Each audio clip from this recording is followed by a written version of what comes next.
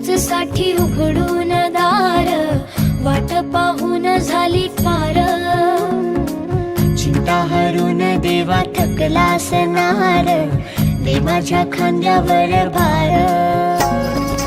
थोडा इथं टेकून जा, घास खाऊन माझ्या हातात